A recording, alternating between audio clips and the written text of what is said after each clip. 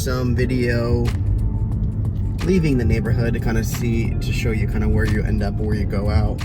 I just came out, took a right, and the street wraps around down to Midnight Pass, which runs, you know, kind of connects the bridge to the public beach.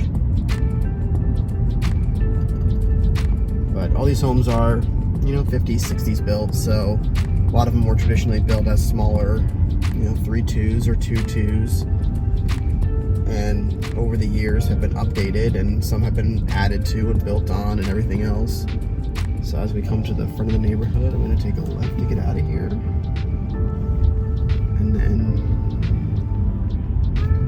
there's the, you know, kind of neighborhood or community sign. I think it says Siesta Isles on it.